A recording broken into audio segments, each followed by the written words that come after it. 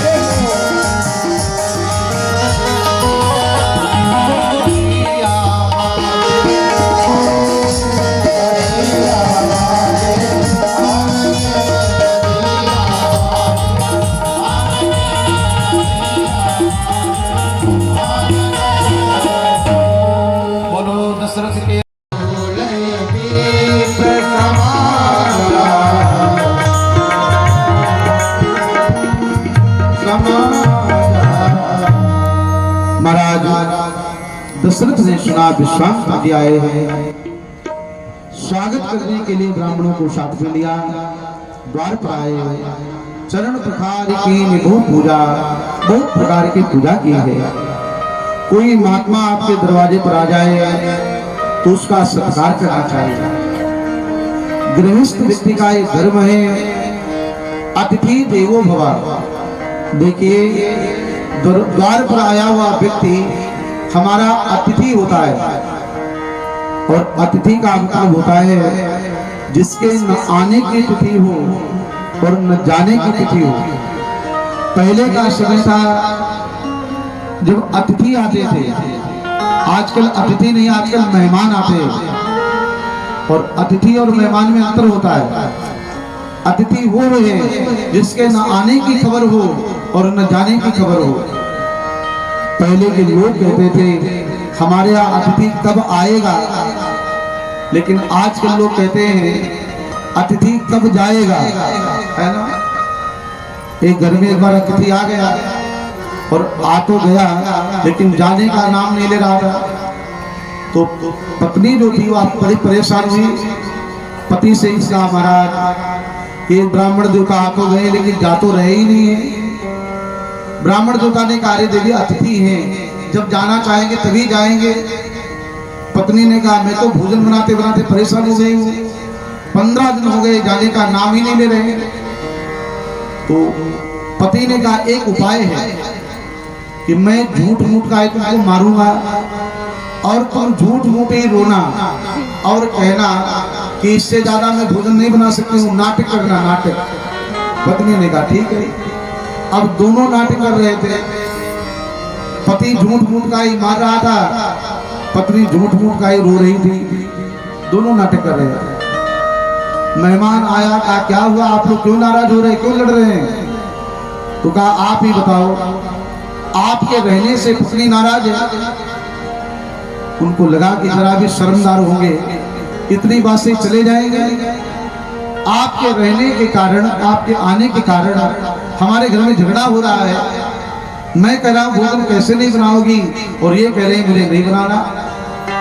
तो अतिथि जो थे महाराज, मेहमान देवता, उन्होंने कहा इसमें लड़ने की क्या जरूरत है, मैं अभी जा रहा हूं। और अपना झोला उठाया, दरवाजे के बाहर निकल गए। थोड़ी देर बाद देखा कि घर से हंसी की आवाज आ रही है, पत्नी भी हंस रही और पति भी हंस रहा है। पत्नी ने कहा देखा कैसा नाटक किया, मेहमान को भगा के ही मानी। पति कहने लगा मैंने भी कितना बढ़िया नाटक किया, झूठ मूठ का ही मार रहा था। तो अतिथि भी झूला उठा के वापस आ गया, कहा मैं भी गया कहाँ था, मैं भी तो नाटक ही कर रहा था, मैं तो वापस आ गया।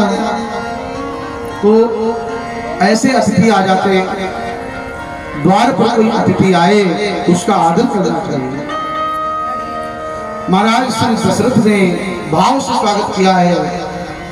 आज विश्वामित्र जी को अपने आसन पर बैठाया, हाथ जोड़ के खड़े हैं, हे ऋषिवर आप बताइए आपको क्या चाहिए, मैं आपकी क्या सेवा करूं।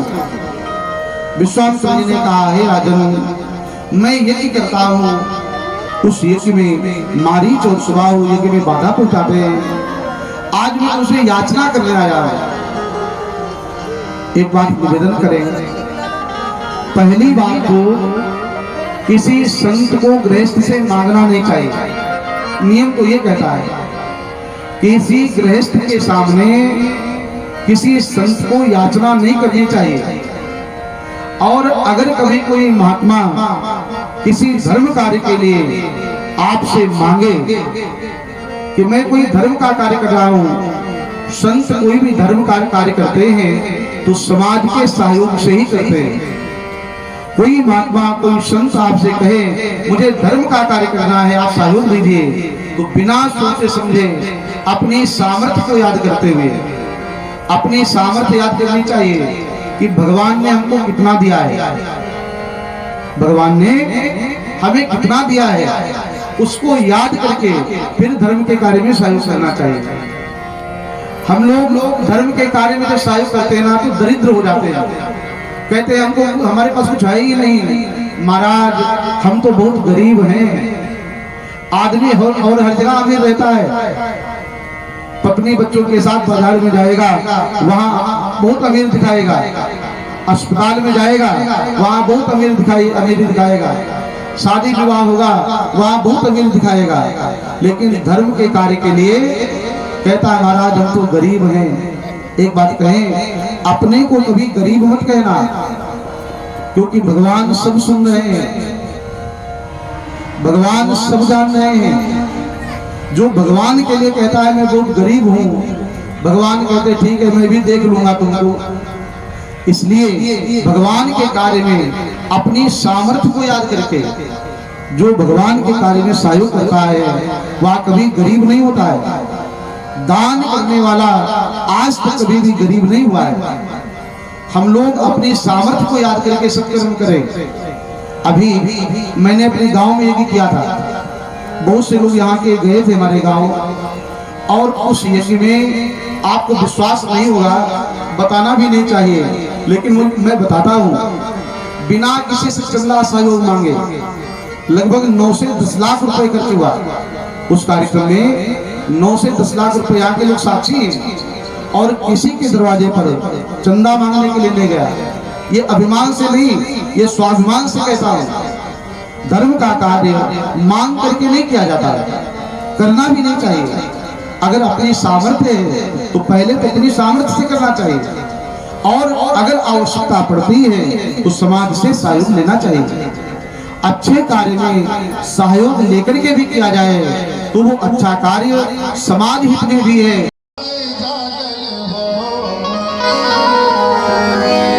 अरे ललना लाल हुई है कुल बात दीपक मनवा में आस लागल हो। ललना लाल हुई है कुल बात दीपक मनवा में आस लागल हो। जुग जुग जिया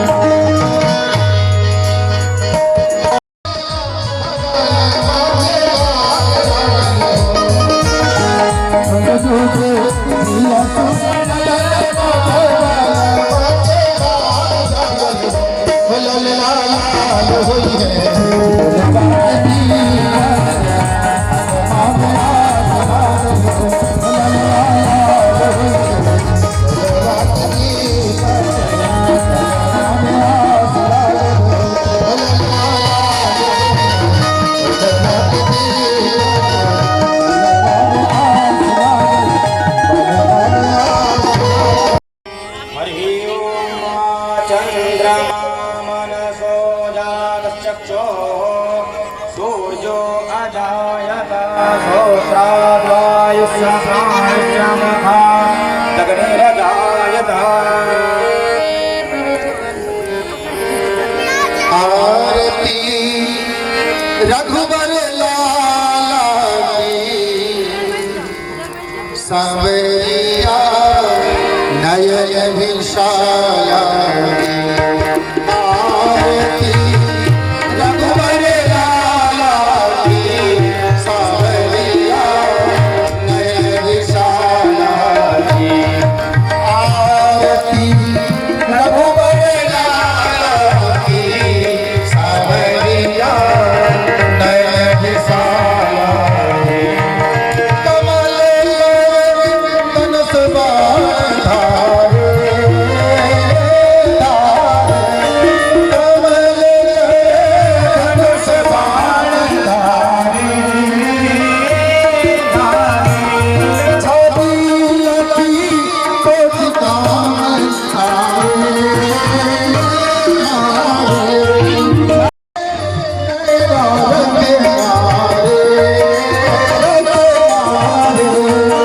फलोने नैना मत मारे